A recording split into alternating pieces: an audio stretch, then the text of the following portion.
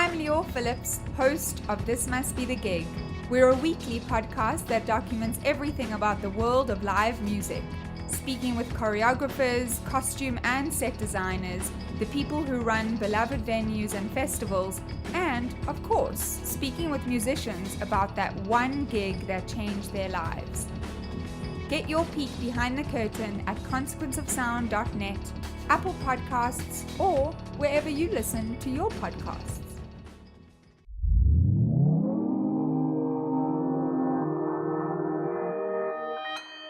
Consequence Podcast Network.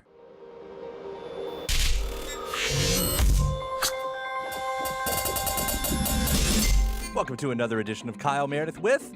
It's an audio interview series presented by WFPK Independent Louisville at WFPK.org, Consequence of Sound, and the Consequence Podcast Network. If you're not already a subscriber to the series, hey, before we get started, hit that subscribe button wherever you're listening from right now. And again, maybe that's the podcasts that you can get at iTunes and Apple Podcasts or wherever you get your favorite podcasts from. Also, you can subscribe at YouTube and at Spotify. And while you're just following things, hit me up over at Twitter, at Kyle Meredith, Facebook/Kyle Meredith. I'm at both of those. I'm Kyle Meredith. Today, my guest is Chris Difford from the band Squeeze. They are about to embark on what's going to be called the Songbook Tour. That kind of syncs up with their 45th anniversary. And Chris and I are going to talk about what to expect from this upcoming tour, as well as what he's been up to lately in and out of the band. Last year, he put out a solo record called Pants, which has recently become one of my favorite records. And there's also a tribute covers record. And so far, we've heard from folks like Erykah Badu and Questlove and Robert Glasper.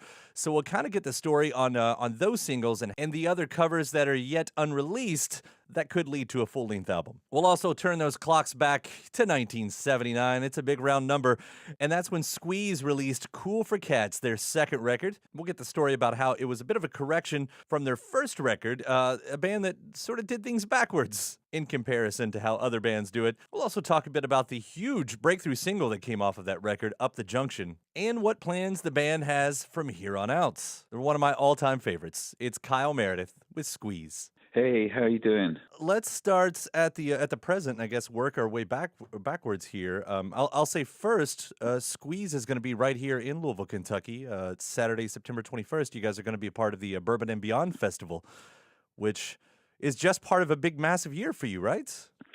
It is a massive year. We're heading out on tour in America for what seems like 6 weeks, I think. And it's one of the first times we've played a festival in America when we go to Louisville. So I'm really looking forward to seeing how festivals are organized in America. Yeah. Well, at the end of the day, there's a stage and there's a bunch of somewhat dirty people, whether they came in clean or not, standing and clapping after every song. So there's at least some level to all of the festivals. There's similarities, I guess, to everything. Yeah. Yeah.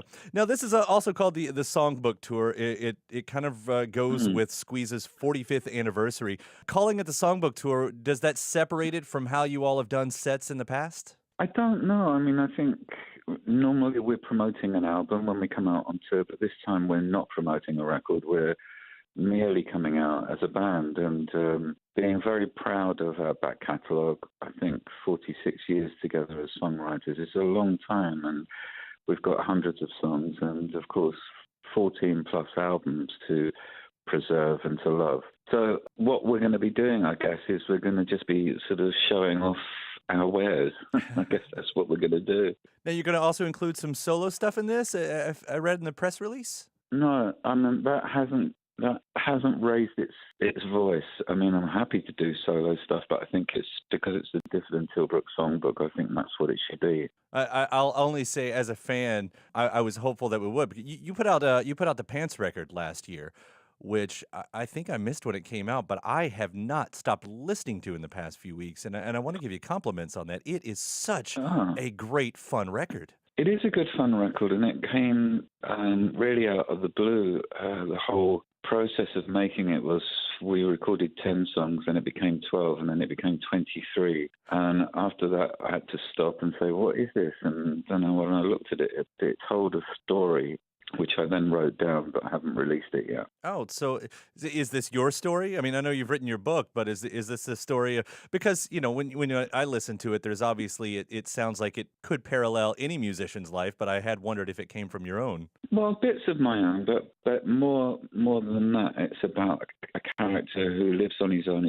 He's having a midlife crisis, and it's about his journey back to finding a relationship. And then when he finds that relationship, it's about owning his past and revealing secrets. And it could be a stage play at some point, but I just still haven't found the time to put it down. So where did that idea come from for you then? I mean, how did you find yourself directed in that direction? I was that person at one point in my life, so I kind of know that loneliness and that secrecy extremely well. And it took a while to find a relationship, but once once I did, it was fine. But there was a lot of sort of just being in no man's land for a while. It was an odd place. But then I realised it's just like a midlife crisis. It's when it happens to most men, I think, or a lot of men anyway. Musically, I'd like to bring up that too, because you dip into quite a few different styles in that. And were you going for anything specific? How did that happen? Because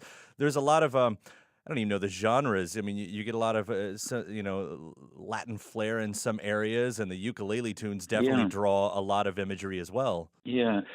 Well, that's largely down to Boo Hewerdine. He's the chap that I wrote the songs with, and he has the freedom to write whatever style he feels is appropriate for the lyric. And I think he did an incredible job, and he produced it too. And I'm very fortunate to be able to have two great songwriting relationships going at the same time, one with Glenn and one with Boo. That was a very lucky right there. And an easy way to seg back into what we were talking about before with Glenn especially. Before I go further back into the past too, Record Store Day had some interesting releases, because there you are with Tempted and Take Me I'm Yours, but these were done with some of my favorite artists of all time. Erykah Badu, you had Questlove, Robert Glasper, James Poyser. What's the story on this? Well, the story is the whole album of Squeeze covers, which we can't release for some reason. I think it's a legal reason, but what we're trying to do is just release one single at a time. The Erykah Badu version of Tempted is probably the strongest song on the album, and it just blew me away when I first heard it. But there's a Todd Rundgren cover of a song called Bang Bang, which is also brilliant, and Elvis Costello sings Someone Else's Heart. So, yeah, I mean, there's lots of different covers that hopefully we'll be able to drop one by one. Oh, man. And here I thought I was only getting an A-side and a B-side out of this, too. I mean, I think a lot of artists take that moment to do some reevaluation over the years, especially when you can draw on a crew like this. But what prompted this one? I mean, was just checking off that box on the list? Had nothing to do with Glenn or myself. It was to do with a friend of ours who lives in New York, and he just did it in his spare time. He didn't even give us a whisper that he was doing it. And when he dropped it on us, our eyes and ears fell off our heads because we couldn't believe how powerful the record is. But the problem was he didn't get anybody to sign a contract. So no record label will allow us to put it out. So we've gradually been getting each track ticked off as we go. And the most recent one, Tempted, I think, is hugely powerful. It kind of goes along with this. I don't know. Does it feel like it's the attention is coming back a little stronger? I mean, I know for any artist and any band, who has a career over decades, that pendulum swings back and forth. But it definitely seems like the spotlight is a bit brighter right now on Squeeze. It's difficult for me to observe that, really. I was very taken by the fact that our UK tour that is also this year. When we put it on sale, I found it very extraordinary that it kind of almost sold out without anybody in the band saying a word about it. So that was an incredible gift, I think. And now the American tour, 6 weeks of America, is gradually beginning to sell. And I'm just very grateful, I guess, for the sort of canon of songs that Glenn and I have written over the years that have provided this place. Well, especially, you get a lot of artists who have cited you all as influenced, and that list is very, very long. And a lot of those maybe aren't surprising when you hear their own music, but, going back to these first covers that we hear here, that's when I start eyebrows raised and everything, because it seems like, in the R&B community, in the urban community, that you've left your stamp there as well. And I don't know, does that part feel surprising to you as it does to me? I'm just very grateful for people chipping in and liking Squeeze. There was a long period, a very long period, when it seemed nobody would cover any of Squeeze's songs, and it kind of was interesting to me that for some reason I thought we'd written lots of coverable songs, but I've spoken to some people and they say, well, actually, it just, it's difficult to cover a Squeeze song because they sound like Squeeze. And that's a really good point. So when this record was first written, I was very taken by the fact that it came out the way that it did. Well, I'll only hit the time machine for a second, because this year also marks 40 for Cool for Cats, one of the greatest albums of all time as far as I'm concerned, turning 40 years old this year. Some call this your true debut, as if your route was kind of backwards.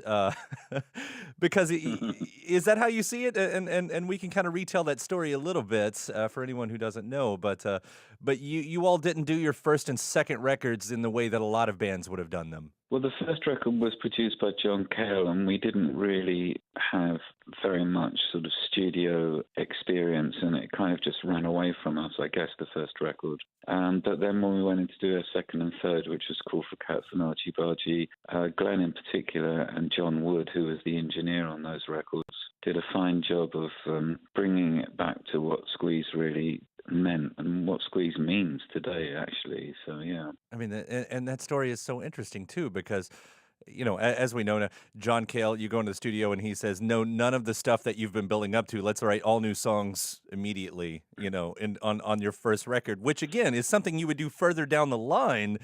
So going into Cool for Cats, does that material, is that some of the stuff that had existed before? That hadn't, no, but there were some songs that sort of moved forward. And I think, John was extraordinary to work with, a very colourful person at the time, and very inspirational looking back on it. But there was a sort of collection of songs that never got to hear the light of day. In fact, there's still quite a few that have not got the light of day yet. So, we're just very, very, very lucky to have had the opportunity to go in with John Wood and record those two albums. Do you still have that desire for those songs to hear that light of day? Do they sound too young for you at this point, or the giving them the first life, I guess? To be honest, I think a lot of them sound just as good as they did the first day we wrote them. Maybe a little naive in some ways, but naivety's good, and I wouldn't change naivety for the world. I think it's a spice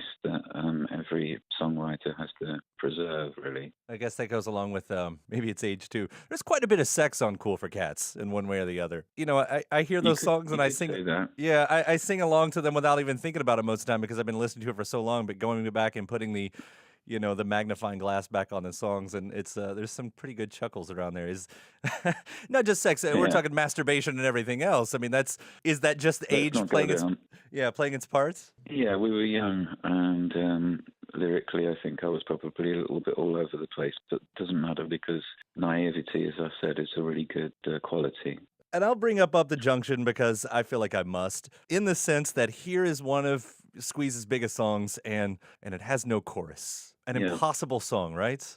Well, it is, but I kind of I never really think about it other than it being a great song, and I'm very proud of it. Out of most of the songs that Squeeze have written, I think this is one that still stands up in over time. it's quite an incredible journey that song has. It's still loved and still looked after. Was it obvious to you though when it was becoming a hit? Were you able to see that when it was happening? No, I have no idea of how those things happen, and in fact, I'm very grateful that I don't. I can never tell you when a record's going to be in the charts. I mean, I listened to Taylor Swift's record today, and her new single, and I instantly knew it would be in the charts. But I wouldn't really know about ours. This was also around the time that they started using the Lennon-McCartney compliments, I guess I would say, towards Squeeze. How did that set with you and Glenn, having that comparison dropped on you so early? Well, I was very grateful for it, to be honest. I thought it was a really nice touch.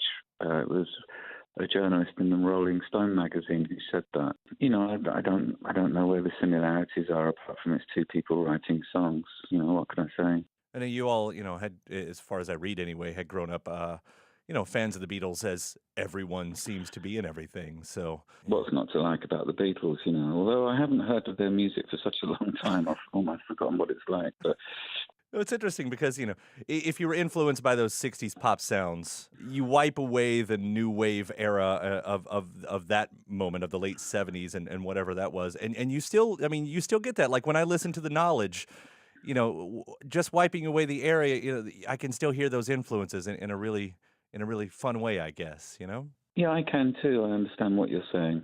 There's definitely a Beatle-ish link in Glenn's melodic structure and possibly in the storytelling that I'm involved in. So yeah, I can understand why the comparison is made.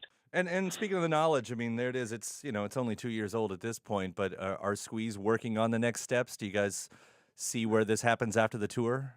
No, we have no plans to make another record. We have not discussed writing or doing anything other than just doing this tour. The music industry's changed so much over the most recent years, and I don't really feel, and I think Glenn probably feels the same, a necessity to record an album just because that's what we have done. So unless we've got some great songs, there's no reason to be anything other than who we are. Well, I can say this. I did love The Knowledge. I really, really did. And we loved it here at WFPK in Louisville, too.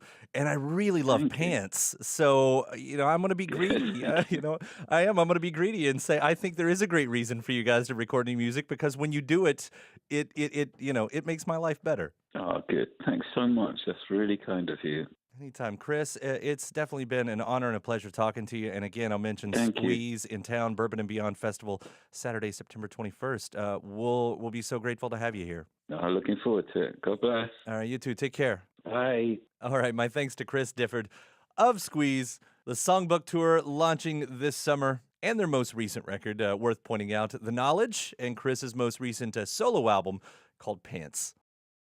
Now, for you Squeeze fans, I'll throw in a couple of older interviews. In fact, Chris and I had talked about their 2017 record, The Knowledge, which was the last time I talked to the band. In fact, I had caught up with Glenn Tilbrook just after that record's release, talking about the creative mode that they were in at the time, incorporating a few new twists and turns to their sounds, lineup changes in the band, and mortality. Part 2, Kyle Meredith with Squeeze. Hello, is that Kyle? Yeah, this is Kyle. How are you? I'm good. This is Glenn. Pleasure to talk to you. Really an honor. Oh, thank you. Loving this record, The Knowledge. It's so great to have you guys back. And I know the last record was sort of looked at as that, like, the comeback record or whatever. Yeah. Yeah. So this, to me, this is like, okay, this is real. It wasn't just that one-off thing. And I was wondering, for you, does it feel like, okay, now that's we can stop talking about that part. This is back to business officially? Yeah, it very much feels like that. When we got the band back together, let me see, 10 years ago now, I was still touring with the Fluffers. In fact, we played in town. It's one of my memories is playing in Louisville with the Fluffers. And indeed, we sort of integrated the Fluffers into Squeeze. And, this band feels like it has a connection to the past, but really it's all about what we can do now. We can do things that Squeeze has never been able to do before, and it feels really exciting, and we're going in different directions, and I'm enjoying that. And that's always a tricky thing. I mean, on one hand, you sort of got, well, I guess you could have done it at any time and God knows that you guys have tried plenty of different sounds over the years, but now that you've sort of said, okay, this is chapter 2, it's sort of almost like a restart. It kind of gives you the freedom to stretch out. I mean, you're not so beholden to the old sounds, are you? No, I don't think so. I think that, we approached this record with a completely blank slate, and we had, a couple of lineup changes in the band too. And that also sent us off in a different direction. The only thing that I knew that I wanted to do was to cut the record as live as possible. So, there's very few overdubs on the record, the horns and some backing vocals. A few of the vocals I redid, and some I left from live vocals because there's sort of great sense of urgency about it, I think. It's really fun to listen to it, and there are several, left field moments that comes out. Like when Rough Ride started, I think I was on the other side of the room doing whatever, and suddenly I stopped and I thought, wait, what just happened? What did we do? Fantastic. Oh, that's great. That's exactly the sort of reaction I like. Yeah, where did that come from? Where does that concept and all of that part of the conversation come from on a song like that? Say on Rough Ride, we had worked with the choir. They were on a reality TV show. They're all doctors and nurses, and they work they work in the hospitals, and they actually have such a great sound. I wanted to do something original with them. And then Cara, who is the opera singer, she's the mum to one of my 14-year-old son's friends. So I met her that way, but I heard her sing and thought what an amazing voice she has, and just I'd like to use that energy to propel the song into a different place, and it all came together really, it worked, everything worked on it, so that was really lovely. I got to tell you, it took me 2 listens to get it, though. Like I said, that first time is one of those okay, all right, this is different, this is new. Yeah, I know what you mean. Yeah, it's fun.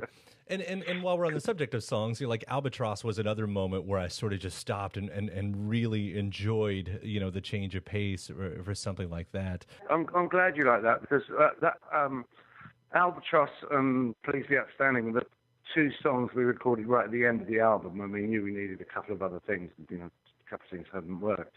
So yeah, a song like Albatross, it's nice and light, but it's got a certain sort of dynamic and energy to it that works really well.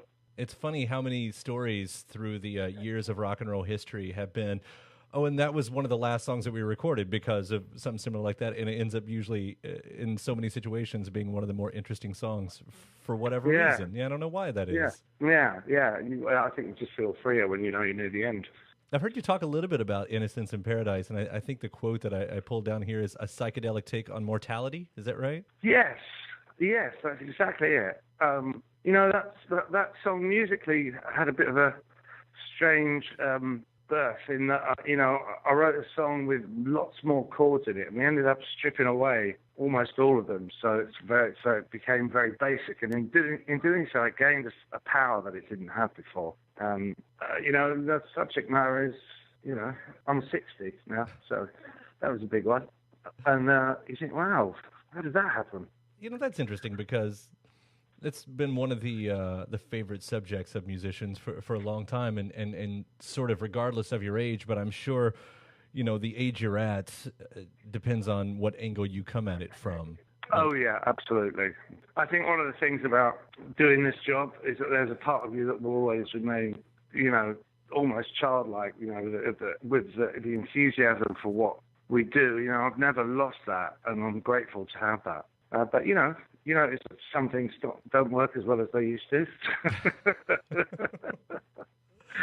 And that's something else to think about. Yeah, I mean, touring in itself changes the game entirely the older you get, Yeah, but you know what?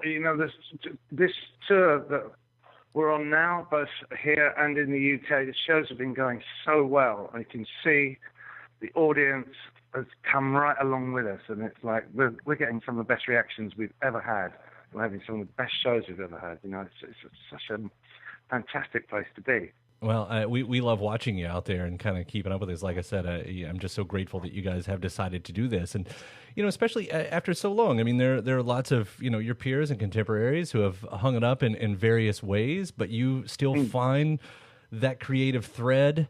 you know, within the band and obviously with Chris. I mean, I don't know how long you guys have been writing together at this point. You know, it's over 40 years, right? Yeah, absolutely. Yeah, we met. I mean, our relationship has lasted 45 years. I can't believe that. Longer than most marriages, as they say. Yeah, well, I think we've had the same amount of bust-ups as some marriages as well.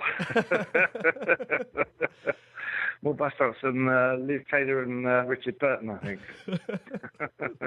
Like, has the way you guys write together, has that changed over the years? Is it different now than it used to be, or is it still sort of the same?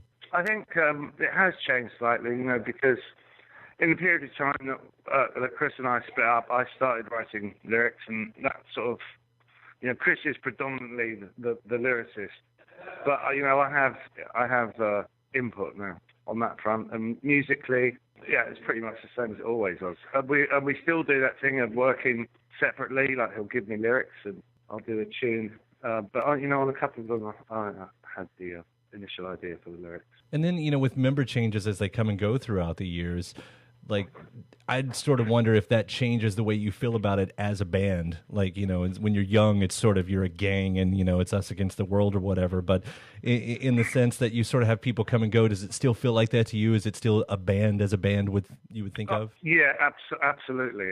It's you know, one thing I know about the various different lineups of Squeeze is that there's no lineup of Squeeze that could sound like this without everyone playing a really important part in the band.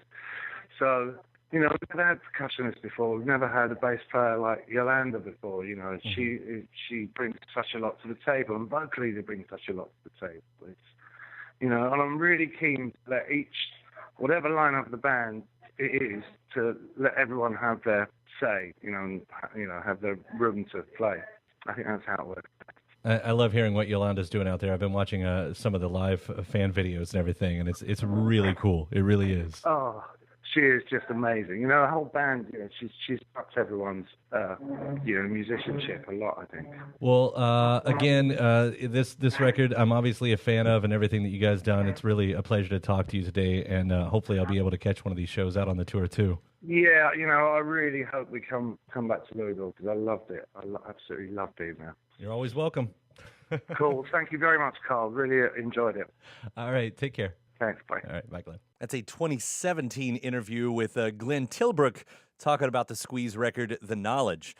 Now, part 3, this one kind of colors outside of the lines a little bit. It was also in 2017 that I talked to Paul Carrack. Paul's done lead vocals on plenty of Squeeze songs. In fact, one of their biggest hits, especially here in the United States, Tempted, it's Paul Carrack doing the lead vocals of that. So being in the Squeeze family, I thought, well, that counts. So this 2017 interview talked about his record that came out that year called Soul Shadows. We also talk about his time on the road with Eric Clapton and getting all of his gear stolen. It's part 3 of today's Squeeze special. This is Kyle Meredith with Paul Carrack. So Paul Carrack here, the new record Soul Shadows, maybe the finest record that you've ever put out. Ooh, well, I like to think so. I'm quite pleased with it. I think I made quite a lot of albums recently, probably about one a year. Yeah. Over the last 10, 15 years or so, and I have quite a good little cottage industry going over here in the UK. I only do what I do. I'm not really trying to reinvent the wheel or anything like that. I'm just trying to follow my own musical instincts and trying to have some fun and enjoy my music and enjoy life. Yeah. So with this record, so, you know, I do want to talk about Soul Shadows, and we're talking kind of a little bit about everything, I suppose, today. But, you know, backing up before this record happens, you're talking about that you're a part of so many projects and putting out records every single year, whether it's, I'm sure, yours or something you're a part of. Before this record came about, you had been working with Eric Clapton, right? Yes, that's right. Over the last sort of 3 years. Yeah. It's been pretty hectic because, as I say, I have quite a thriving situation going myself with, you know, putting out my own records and a lot of touring around the UK and Europe. And also, you know, I think it was about 3 years ago now, got invited by Eric to, to go out on the road with him, and I've been all over the world with him in the last 3 years. We started off in the States, and so it's been pretty hectic, but that's been a fantastic experience to be involved with him and all the wonderful musicians that he works with. Were you able to pick up anything from that gig that maybe you hadn't before? I mean, he's got such a unique style and, of course, his own amazing history in itself. I'm sure, absolutely sure, that it has brought something. It's helped me enormously in terms of, a self-esteem to be able to feel comfortable in that situation. As I say, with world-class musicians like Steve Gadd and Steve Jordan, Willie Weeks, Nathan East, all these incredible people, and Eric himself, of course, and to feel that you belong in that neck of the woods is a good thing. Yeah. Of course, Eric's a fabulous musician. He's a very committed musician. A lot of musical integrity. So I think, as I say, it's quite hard to quantify, but I've definitely picked something up. Well, whatever it was, maybe if any of that made it into Soul Shadows, I'm so grateful because, like I said, this record is really, really fantastic. I'd read that you sort of write all at once when it comes time to do an album. Is that right? Yeah, it is. Well, it's kind of true. I mean, I don't write a lot. I'm a bit lazy. It's hard work writing songs. Well, it is and it isn't. But as I say, I don't write a lot of the time. I've got into the habit now of putting down little ideas. Yeah. Just on my phone, just to have a few starting points, So, but generally speaking, when it's time to make an album, I do it pretty much all in one go. And because what I do is pretty simple anyway, and as I say, I'm not reinventing the wheel. So it's all kind of borderline cliche anyway. So I think it's important to keep it fresh, not try to force the issue, because I find that if I just, let it come out, but apply myself and, as I say, develop some of the little ideas I have, then that seems to work. Yeah, I know with writing songs like all at once in any kind of manner, it seems like there would be a little bit of a danger in the same sounds or the same themes kind of creeping up over and over. And I don't know if you've had to deal with that or not. Well, you spotted it, have you?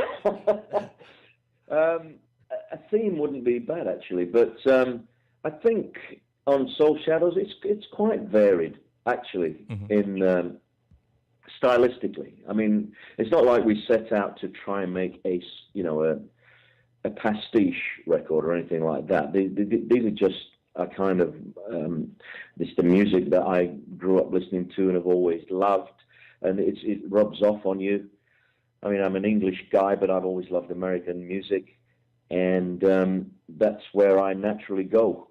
I think it's, there's subconsciously a theme because, you're in a certain place at that time, but it's not a concept album by any stretch of the imagination. I don't have those kind of concepts. I'm strictly a 2 verses, a chorus, and a middle bit kind of guy, I mean, you've got a line on there. There's a line on the record that says, "I like the same old, which is amazing. I love that line. I mean, a lot of artists would try to hide the fact, but you're wearing it on your sleeve. Like, this is me. This is who I am.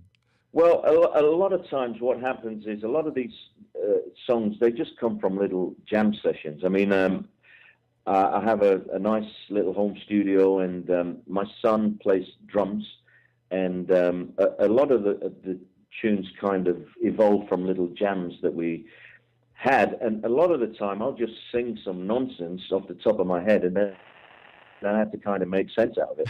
And for some reason I was singing, "I like the same old stuff," and I thought, well, yeah, I could make a song out of that. Yeah. There's so many good songs on here. Starting off with "Keep on Loving You," I really do think, like, if there's another greatest hits that's going to come out at some point, that's got to be on it. But I don't think that those kind of hits now. I don't even know if you can call them hits because they don't seem to sustain as they did in the old days. I mean, people, when I do my show, it's a mixture of stuff from my whole career and new stuff. Mm-hmm. But of course, they still want to hear How Long. Sure. They still want to, they still want to hear things like Living Years and all that, sort of Tempted, things like that. So, which is great. And those songs, have always endured. But I don't know how, apart from, my hardcore sort of fans, how the general public perceive those songs, even though they get a lot of play on the radio. I have found, though, that the internet, and streaming and everything else, it's kind of taken the place of what the music video did for a lot of people. So you can kind of find that these songs take on their own lives, Yeah. I mean, that's how I found the singles this time around was, I believe through one of those services, probably Spotify or something like that. That's how I ran across it. And suddenly here we are in the middle of Kentucky, in Louisville playing your new record. It's...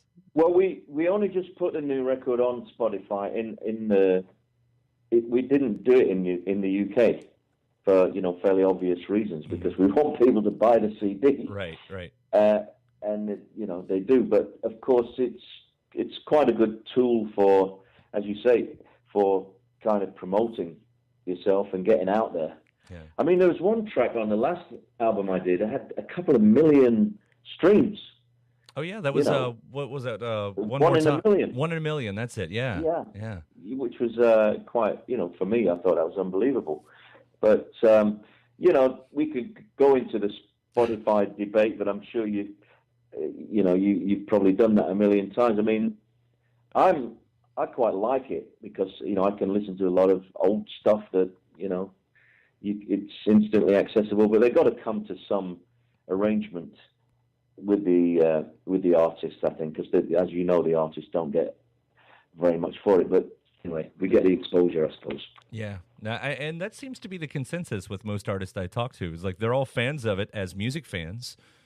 As we all are, because why wouldn't you? Why wouldn't you be when you're a music fan? Why wouldn't you be a fan of it? Because suddenly, the entire world is at your fingertips. But when you're trying to make, a living at it, it does become a different subject. Well, yeah, but it seems to be that playing live really is the real bread and butter on our kind of level, and I don't think that's too bad a thing. I'm very encouraged by the fact that live music is so popular. Yeah.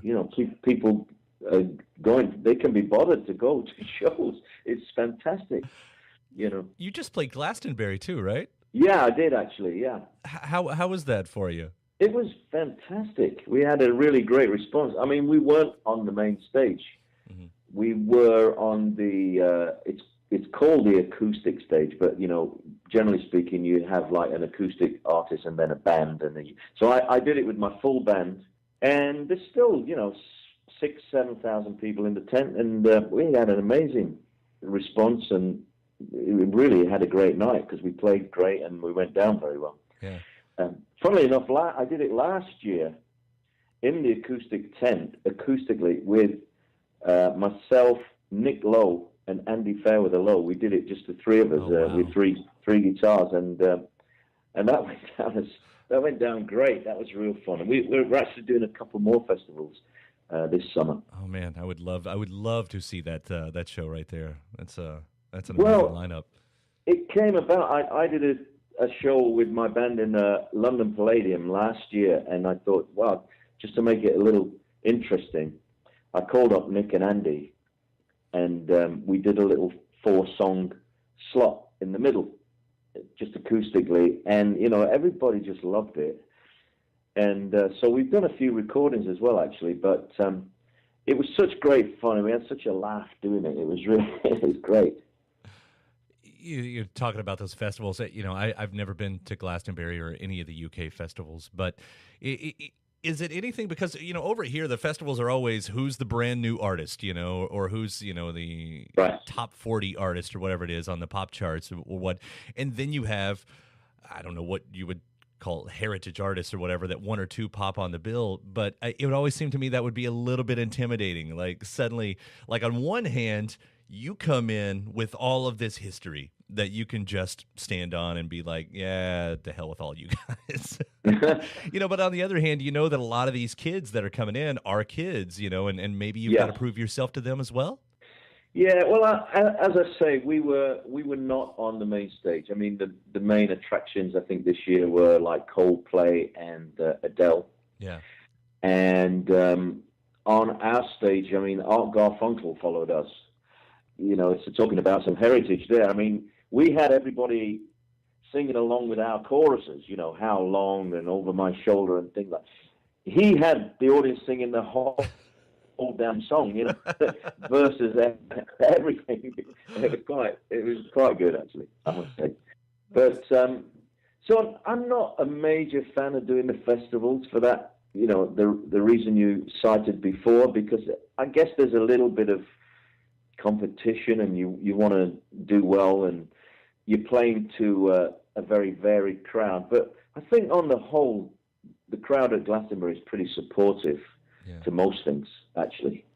You bring up all those old songs and everything, and having such a legendary track record, with your own songs, but of course with a lot of other bands as well. I mean, is it ever a challenge to show that, here I am on my own feet, I've got my own successful solo career? Especially when some guy in the crowd is yelling for Tempted. Well, generally speaking, I think because, as I say, I've done so much legwork, playing all the gigs up and down. Because when going back probably 10, 20 years ago, which is not a long time, but in my long career, it's a blink of an eye. Though I've been responsible for singing quite a few big old hits, I kind of starting out as Paul Carrack. I've really had to get out there and do it just by hard work. Constantly touring, and so people finally get the plot. Oh, he sang that. Okay. Oh, I never knew that. I thought that was somebody. Yeah. So, but I've got a nice kind of following now, and a lot of people are into the new stuff. So I understand people want to hear the old songs, but the people who come in to see us year after year, they want to hear new stuff as well. So that's good. I wouldn't want to be like a retro act. Right. I mean, I haven't really done it on my own, under my own steam. I mean, I've, in a sense, if you see what I'm saying. I mean, the big hits of yesteryear were with the big bands, right, and of which I was a part.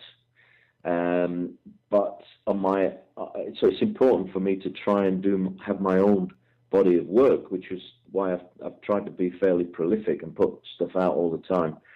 And as I say, I had real good support. I mean, my only possible regret is that, I don't come to the States very much. It's just too big. It's just too vast to take it on, But I've been over with Eric, as I said, and Ringo. I did the tour, and that's not a bad way to tour. Pretty nice place in life to be asked by those folks. But beyond that, I am really happy that you're still putting out music, and at the level that you're putting it out over and over and over. Well, I have no plans to stop yet. I just spent quite a lot of money doing up my studio, so I need to keep going. I've been seeing a lot about your studio and everything. While we're on that subject real quick, I don't know, maybe this happened further back, but you had your equipment stolen? Was that a recent thing? Oh, no, it's probably 10 years ago now. Oh, okay. No, that was on the road. We had the truck stolen with all our gear in it, but it didn't stop us for long. We were back up on the road 2 or 3 days later. Yeah. That's so. I mean, we hear about it all the time. Bands on the road getting their equipment stolen. It's so rotten, Well, next time we speak and you've got a bit more time, it's quite an interesting story, because the short story is I actually got it all back several months later. Really? Yeah. Just someone finding it? Someone see it, on the web or something in a pawn shop, or? It's even more bizarre than that. I actually appeared on this TV show in England called Crime Watch, and where they sort of highlight all these horrible crimes, murders, and robberies and all this stuff. And it was speaking of which, as a cop car goes by, so it was the last show of the series, and they wanted a nice lightweight little thing to end it with. And so they heard about me getting all my equipment stolen, and they had me on the show. And cut a long story short, they were investigating some other horrible crime, and in the guy's house was one of the guitars that I'd lost. And it led them to all this a whole lockup full of the whole back line. Wow. Which they didn't know what to do with. They didn't know what they'd stolen, really. So this was months later. Anyway, there you go. That's some nice fate right there. Yeah. Yeah, when it all comes together. Well, Paul, it was so nice talking with you today. And congratulations on Soul Shadows. And hopefully, there will be some U.S. dates, if not a full tour. Then, I don't mind doing a little traveling, whatever it takes. Well, I'd love to come over there. I don't know where I could play these days, but, we have a real good band. I know for a fact that there's plenty of people that would make that trek, so you play anywhere and we'll be there. I assure you. Okay, man. Thank you. Paul, thank you so much. Have a great day. Okay. Thank you. Bye. Paul Carrick right there talking about his 2017 album called Soul Shadows. And again, thanks to Chris Difford for the new interview and Squeeze's 45th anniversary tour coming up. Hey, before you get out of here, don't forget, please do hit that subscribe button if you enjoyed yourself. We put out interviews every Monday, Wednesday, and Friday over at Consequence of Sound. Would love to keep you up on board with all of those. And when you subscribe, go ahead and give the series a rating and leave a review if you can. After that, you can head over to WFPK.org, where I do a show every Monday through Thursday from noon to 3 Eastern. You can also find some bonus episodes of this series. You can find me at Twitter at Kyle Meredith and Facebook/Kyle Meredith. ConsequenceOfSound.net has your music and film news. I'm Kyle Meredith. I'll see you next time.